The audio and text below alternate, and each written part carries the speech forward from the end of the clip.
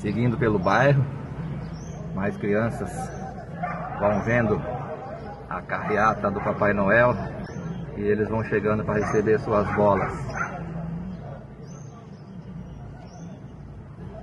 Passando pelo bairro Vale Verde, aqui em Araraquara.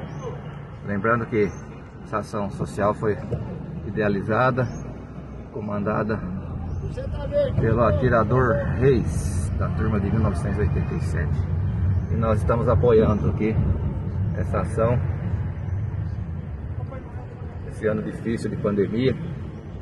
Outras ações tinham sido programadas, nós tivemos que repensar, fazer de maneira diferente dos anos anteriores. Mas o importante é que está sendo para realizar essa ação do Natal, presenteando as crianças com uma bola, aqui no bairro Vale Verde.